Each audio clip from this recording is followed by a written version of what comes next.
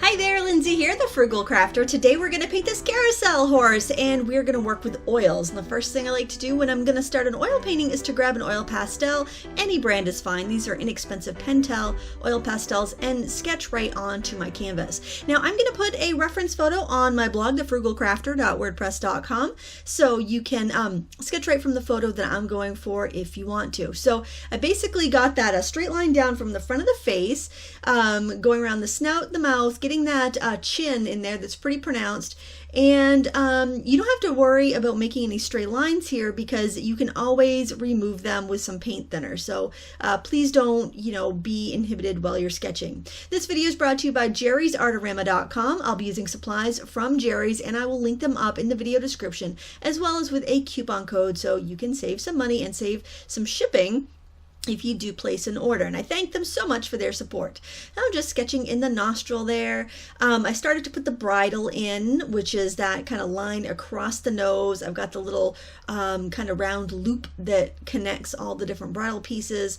And I am going to bring up a line from that loop to be the another part of the bridle, or reins, I think it's called the bridle, and another loop at the top where the reins are going to attach. And actually they're just going to be kind of some loose ribbons attaching from that top loop there. I want to have some kind of thick, almost exaggerated ropey hair, so I'm just kind of using some kind of round fluid strokes for that. And you can of course make the hair as fluffy and curly as you want, or you can make it straight. It's completely up to you. This is actually the ribbon coming off of the bridle. I like to have a lot of movement in my lines, especially on a carousel horse, because they're pretty solid fixed things, so you got to kind of exaggerate those movements. I wanted a nice kind of S stroke for the neck, give it that fluidity and that kind of grace that they have. And there I'm putting in the curvy lines for the hair. So you don't have to be fussy with this. I definitely recommend sketching that in with the oil pastel, because if you use a pencil your lines could bleed through. And the oil pastel basically turns into oil paint as soon as you add paint from your brush. I'm starting here in the background, and what I've done is mixed some yellow ochre paint, and this is from the Lucas 1862 oil line, and I like this paint because it dries to the touch overnight, so it will stay blendable all day while you're working with it, but then the next day you can actually go over with another layer. And I mixed that with some lean painting medium from the Chelsea Classical Studio Complete Oil Painting Medium Sampler Set, and that's kind of nice. It's available at Jerry's, and you get 8 mediums and a bar of lavender soap. These mediums smell great. They're supposed to be less toxic, and the set's on sale for $25. So worth a look if you enjoy using paint mediums in your oils, or if you're curious about them. I'm also adding streaks of alizarin crimson, and also with that lean medium. It's just going to make that paint dry a little bit quicker, and then if I want to go over with other layers, it's going to make sure that film is fast drying and will be solid underneath. What I'm trying to do here in the background is to get the look of blurry, out of focus lights on the carousel. This is also a really good way for you to integrate any colors that you think you're going to use on the main part of the painting itself, with the exception, of course, of white or brown. You don't want to get those kind of neutrals in there, but any of the colors would be good to integrate at this point. The brushes I'm using today are by Mimic. They are by Creative Mark. They're the Mimic Hog brushes, so they don't actually contain hog bristles. They are a completely synthetic brush, and I have never found a synthetic hog brush before, so I'm very pleased that this is available, so you can get a humane brush. And so far, painting with these brushes, cleaning them in thinner, they seem to hold up just as well as your regular hog bristles will, so I'm really pleased to find these brushes. I switched to a large filbert, and I took some cad yellow, added a little bit of white to it, and kind of put on some dabs to kind of signify some bright spots of light on the carousel. And it just gives you a little bit more life and kind of gives you that almost smeary bokeh effect in the background, which is what I want to go for, because I want the horse to be in sharp focus, but I want the background to be kind of blurry. On my palette, I mixed up some cobalt blue and some burnt sienna to make a nice dark kind of grayish brown color, and I'm putting in some shadows.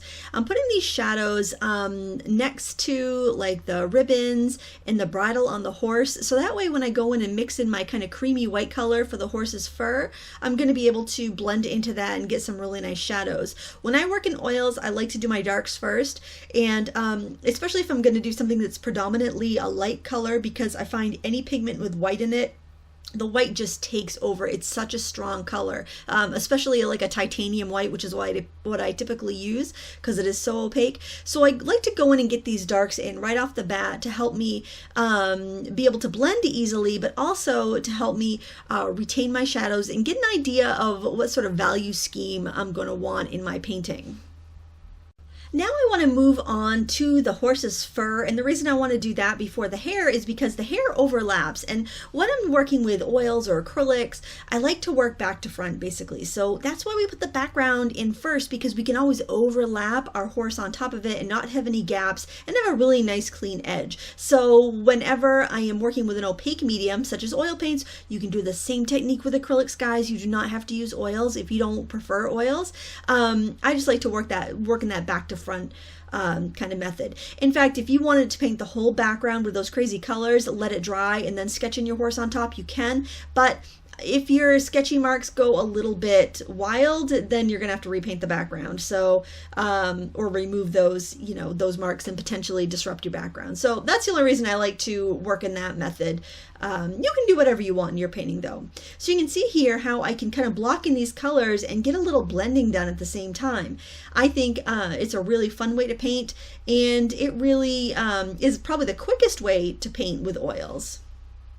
You might have noticed that my canvas is not white. I'm actually painting on a Sensio clear primed linen painting panel, and it's probably my favorite surface to paint on. I have a ton of white canvases at home. I kind of wish I didn't, because I feel like I have to use those up before I get any more of these linen ones, but the reason you may prefer linen over cotton is that it's a smoother finish. So my paint really just glides on the canvas, and I feel like working on a toned canvas like this, it's kind of like almost like a taupey gray color.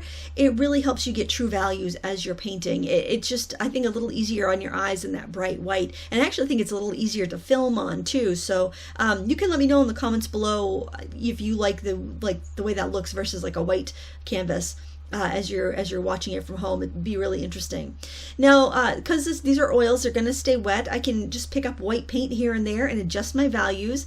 I haven't blended in my shadows that much. I've kind of just brought the paint right up to it and kind of grazed the edges of them a little bit. And now I'm just kind of working with melding some of those colors together. And you can zip around, pick different brushes that correspond to the area you're trying to get into. My favorite type of brush for oils is a filbert. And what a filbert is, if you're not familiar with it, it's basically like a flat brush, except the ends, instead of being cut blunt across, they're tapered, kind of like an oval. So I just find that's a really nice brush to use when you're doing oils, because it eliminates the brush strokes, like those kind of squared off edges you can get, and it's got a little more push than a round brush, so it just seems to manipulate a heavier paint better than a round, and it gives you a better finish than a traditional flat. So if you've never tried a filbert before, I do recommend that you give them a whirl. I also like the long filberts or eggberts because they're really great for blending, and I'll be pulling those out later on in the painting demonstration. Now, don't worry about the ribbons, the bridle, and the hair while you're blending the skin. It's much better to get a nice blend on that fur than to kind of worry about going around those other areas. I can clearly see my sketch still, so and even if I lost it, I still have it in my mind's eye. So just kind of pay more attention to getting the blend and the shading that you want than trying to, preserve that sketch. You'll be able to see it enough when the time comes to paint it. I apologize that my hand keeps popping in the way there, so I'm just gonna let you see it here all blended out so you get an idea of what to do in the blending, and then we're gonna move on to the next details. I've got some burnt sienna on a small flat brush with a little bit of cobalt blue mixed in, and you can use ultramarine if that's what you have. I just happen to have cobalt on hand, so that's what I'm using. And what I'm doing here is sketching in the shadows on the mane. So we've got to kind of get the bangs area there and just try to preserve that edge, like where the ear is. You want that to be a nice and sharp line, but as it goes into the hair, you don't have to worry about retaining a really crisp line. We're basically trying just to make sure that the edge where it meets up with the fur is nice and crisp. It's important while you're painting though that you keep those fluid lines. So I am painting with kind of long fluid strokes to mimic the direction the hair is going in. To get some darker shadows in the mane, I picked up some Prussian blue and added that into the other brown mix that I had just used. I realized I needed a little bit more contrast where the fur and the mane meet.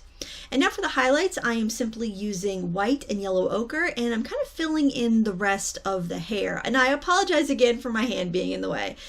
So basically, we're just kind of blocking in at this layer of the painting. Like I did a little blending on the fur, but this layer is pretty much just blocking in. And I also wanted to let you know I'm pretty much keeping this video real time. I did kind of clip out little bits where I've stopped to squeeze out more paint or mix color, but I'm letting you know anytime I grab a different color. So don't feel like you're missing out anything if you see like a little bit get edited out. I just try to do that to save time. And then I am going back in with that darker color and trying to get that kind of like a sculptural ropiness of the mane. And I'm just kind of sketching that right back in with that darker color. The thing I love about oil paints is that I really feel almost like a sculptor. I am able to really manipulate that paint and go back in and work it as much as I want, which is just something I don't get with watercolors. It's a really fun change of pace. And it's also something I feel like I struggle with or fight against with acrylics. So for me, working with oils really is just the best of both worlds. It's just wonderful when I want to work with an opaque medium. That said, if you want to work with gouache or you want to work with acrylics, you go right ahead. You can add a little bit of glazing medium in with your paints if you want them to stay blendable a little bit longer, so you can do this with acrylics. I absolutely encourage you to do that. You do you, I'll do me, and we'll all be happy painting together. Now I have a small filbert and some Prussian blue paint, and basically what I'm doing is painting in the darkest shadows on the bridle and the ribbon. And actually in the reference photo, the ribbon was gold that kind of comes off the bridle onto the body, but I thought I wanted a little bit more blue since the gold would be too close to the horse's fur color. So you can use whatever color you want. You can make it pink or orange or green, whatever you like. I thought I would just keep it simple and stay with the blue. And remember, try to use fluid strokes like I just did there on the ribbon. It's going to make the painting feel a lot more natural if you can do that.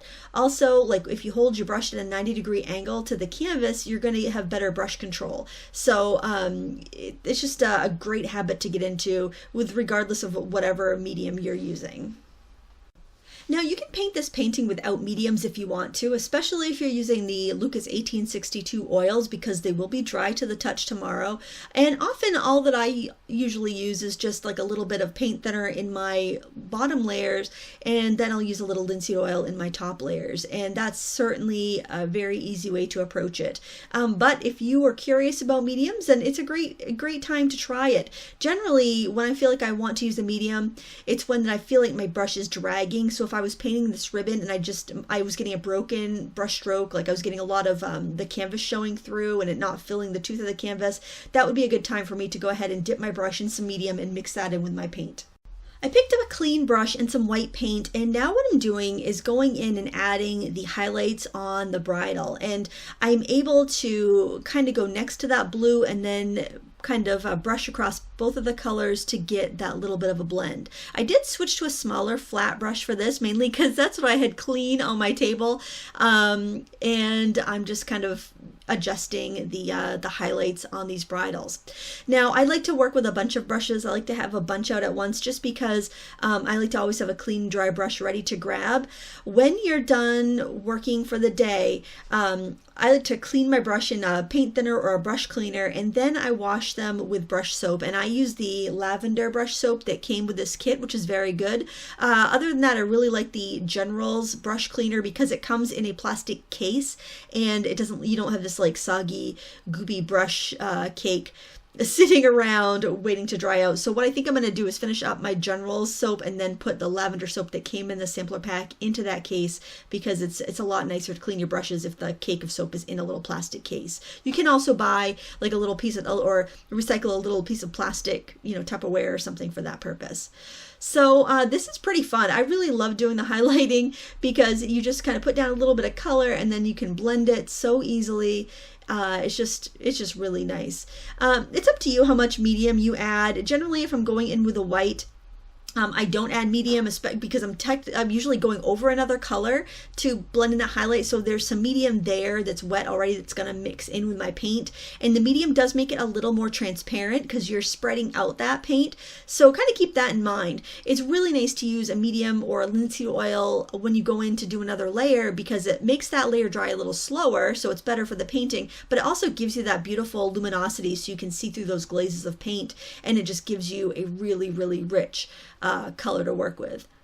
Now I have some more of that Prussian blue on another small flat brush, and I like to use these brushes on their chisel edge, which means instead of painting with the flat of the brush, I'm using it on the edge. For whatever reason, I find it so much easier to get a crisp line in this fashion as opposed to trying to go in with a round brush. So honestly, if I'm working with a thick medium such as oils or acrylics, I find that my flats and my filberts are the workhorses. Instead of using a round if I want a fine line, I use the chisel edge of those flat brushes, and it just gives you such a wonderful result.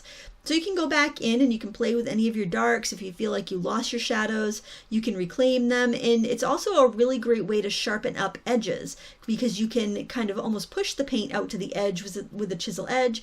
It's firmer, so you can blend that paint and really push it into the tooth if it didn't cover very well the first time. And since it's a smaller brush, you can adjust a little bit here and there without kind of going out of bounds and messing up anything that you didn't want to adjust. The only thing to worry about at this stage is just keeping those lines sharp where you have the bridle and the skin meeting. So now I've gone with a round brush and some brown, which is burnt sienna mixed with a little bit of cobalt blue, and I'm getting in some of the darker details that I see on the face. So I'm here at the nostril area, and I'm just putting in kind of some of the line work and details, and also redefining the inside of the mouth. When you look at a carousel horse, they generally will have their mouth open on the bit kind of from their bridle, and you can see their teeth, sometimes their tongue, but you don't want it to seem menacing, so you don't want to really over exaggerate that area. So what I'm just trying to do here is just almost suggest where the teeth are, and just, you know, kind of get that snout area a little bit better refined. I'm also using that same color to deepen the eye area, but we're going to be doing most of our detail and coloring on the eye after this layer is dry when we do our glazing layers. And I'm going in and deepening the shadows inside the ear. So this is again getting those shadows back that we may have lost when we were doing our blending on the fur blending exercise right before we worked on the mane. So it's important to kind of skip around, because sometimes you think you have everything, just the right values, everything's right, but then after you get other details in, such as the hair and the bridle, you realize, oh, that's a little too light. So you have to always be willing to make those adjustments as you go along in your painting process. I used some yellow ochre to go around the circle at the bottom of the bridle and also up near the top of the bridle, just to kind of have something a little bit different there to break it apart. For the tongue, I'm using a little bit of alizarin crimson with some titanium white, and I'm just kind of basing it in there. And I like to kind of cross-pollinate with those colors whenever I can, so I am kind of smearing out some of that color onto different parts of the horse just to kind of warm it up in some places. I'm using some titanium white on its own for the teeth, and again, you just want to be almost just suggest where the teeth are, because if you get too detailed or crazy with them, they're going to look exaggerated and out of proportion. So you just want to get almost like two little streaks of color and call it a day. While you have that brush with white paint on it out, you can go ahead and adjust any other areas on the fur that need adjusting. Like that area in between the gold ring, I feel like it was just too dark. So I had some white and a little yellow ochre on that. And I'm also going in, and any place I feel like the fur needs a highlight, I'm putting that in right now. So you can either use white on its own and it will mix into the colors underneath, or you can add a little touch of yellow ochre if it feels too cold. That titanium white, it does feel a little cool, so I did find that I usually needed to warm it up with just a touch of yellow ochre whenever I used it. And basically it's just a matter of just adding a little bit of light where you need to adjust and bring out some highlight. I also put some of that white in the hair. You want to try to keep those lines very streaky and distinct, and that will save you a little bit of time later on when you go to do the hair, because you don't want that all super blended. You do want to see the highlights and the shadows and the low lights. I determined that the bridle and ribbons needed some more highlights, so I'm using that same flat brush and some white paint and just streaking that in where I want a kind of shimmer on the ribbon. Remember how I said that white's a powerful color? Look at it, just white on its own blends in with what's underneath and gives you a beautiful two-tone shimmer there on the ribbon. So all you got to do is just a couple gentle little strokes, and that's really all it needs. Now I'm using a eggbird or long bristled filbert to gently blend together the different tones in the fur. So I don't have any paint on this brush. It's really important to know that. Their bristles, since the bristles are longer, they are more flexible and they are softer. It's almost like using a fan brush, except the bristles are closer together, so it's easier to control. And I'm simply just going over the horse's fur and smoothing it out. So I want you to think of if you were to go up to this horse and it was a real horse and you were to pet it, you want to brush your brush in the direction you would kind of pet the horse. You'd want to go with the contours of the horse. Of course, you can go back and forth on those contours, but kind of think of it as if you were going to brush or pet that horse, how you would run your hands along it. That's how you want to run your brush along it. After I was done blending the fur, I let the painting dry overnight, and it was dry to the touch when I came back this morning. So then what I've done is I have taken some burnt sienna, a little bit of that Prussian blue, and mixed it with linseed oil. You could also use fat medium for this. You just want to make sure that this medium is an oilier medium because you want it to dry slower than the layers underneath, because even though an oil painting may feel dry to the touch, it hasn't completely dried for a couple of weeks to about 6 months before it's finally dry. So you just want to make sure that those bottom layers of paint are not still shifting and moving and drying while you've got your layers on top. You don't want those top layers to dry quicker, because if they do, they can crack. And that's what the fat over lean rule is all about. You want those lean layers underneath, lean meaning less oil, and the fatter layers on top, and fat meaning more oil.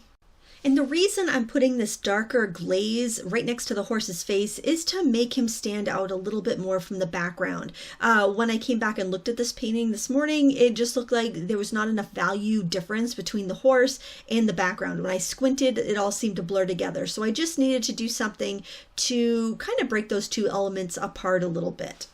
I wanted to fade the shadow out away from the horse so I didn't have like an outline, and basically all you do is dip your brush into the linseed oil on its own and just kind of brush on that edge and spread it out until you have a seamless shadow kind of fading out into the away from the horse. So very easy to do with these mediums. When you add oil to a paint, what you do is you make a glaze, and adding these glazes to your paintings builds up a beautiful luminosity. So I'm glazing in some shadows now. I am putting these nice dark glazes right next to the bridle and the ribbons right on the fur. So it's just giving us this nice depth. You can do it anywhere you would have a darker shadow falling on the horse's fur. You can add more depth in and around the nose. You can go and add details. And because this is a transparent glaze, anything you do here is not going to be super bold. It's going to be very tempered. So you don't have to be afraid of kind of messing up everything you've done so far. For these small details, I'm switching to a small round brush. This is probably about a number 3, and I am using the same burnt sienna with a little Prussian blue and the linseed oil medium. And I am just kind of going in there and putting in any small little shadows and details. You really want to go with the smaller brushes at this point because you don't want to put too much paint in. You don't want to get in over your head. And really what we're doing here is just kind of finessing in those lighter details. You can also reclaim any shadows that you may have lost when you were blending yesterday, and just kind of sketch them in. Remember, you can blend them out a little bit more with another soft brush, so you don't have to worry too much. You just don't want to get too much paint down, just because it might be difficult to counteract. But definitely put those details in that you see, and just don't go too overboard with the paint, and you'll be able to blend in what you've put down in a minute or two. If you lose any of your highlights or definitions as you're going in with the shadows, you can take a small flat brush and some titanium white and bring them back. It's very easy to do. You'll definitely want a little bit of the linseed oil on your brush so that you have a more transparent color. And you can just kind of go in and sneak in any of those highlights that you may have lost or any details that need a little sharpening up. For the eye, I loaded up a small flat brush with yellow ochre and a little burnt sienna and just did a couple little strokes around the pupil, and I just pretty much left that middle of the eye dark. And then to give the eye a little life, all you need to do is grab some titanium white on whatever small clean brush you have handy and just give it a little sparkle, and that just brings the face to life, I think. Now I want to do some dramatic darks in the hair, and it's possible because the hair is dry, because yesterday when it was still, the paint was wet, we really couldn't get any really dramatic darks or lights here. So for my dark color, I am using burnt sienna plus Prussian blue, plus a little bit of cadmium red, and what that does is it keeps it from getting green on me. And I am putting in really thick, definite streaks, and this is to give it that kind of almost carved, ropey look that a carousel horse has. And I'm actually making the bangs area of the mane come down a little further and have a little bit more movement to it. So you can be really creative and playful when you're doing the hair. It's a great way to get that expression in the painting and that playfulness. I am using a round brush, and I have enough of the linseed oil medium on my brush so that my brush's strokes are really fluid, and that's important because you want those strokes to be nice and smooth and fluid so you get that feeling of like that really thick mane kind of blowing in the breeze as it goes around the carousel. I love kind of fair themed things, and I'm really thinking that I might do a whole series of paintings that are all carnival themed. So let me know in the comments below if you'd be interested in seeing any tutorials like that. If you decide that you want a little more shape and movement in the hair, you can go ahead and make little curlicues or tendrils that kind of fall down lower, or change up the design a little bit here at this point. I wouldn't go too crazy, but if you want to add a little bit of extra movement, you totally can. Now you want to go ahead and block in the highlights. So we put our shadows in. Now you want to go put in those bright highlights using a mixture of yellow ochre and some titanium white. And this is really going to make them feel full and round. You can see the difference it made in the bang part of the mane over the horse's face. And you also want to do that in the mane above the neck as well. So you're going to have some really rich colors here to work with. And then you want to go in and just kind of smooth those kind of locks around. You can go in with just a clean dry brush, or you can go in with a little bit of highlight color or shadow color on there. You basically just want to blend some of the areas together and just kind of get that fluid movement in the hair. And you don't have to add a medium to your brush if you don't want to, because you are going over a lean layer, so just the paint on its own is going to be fine. But if you feel like you've got too much shadow, you can add a little bit of light into it. If you feel like it's too light, you can add some burnt sienna on its own for a rich brown shade, or you can use any of the colors you've used so far and adjust it to your liking.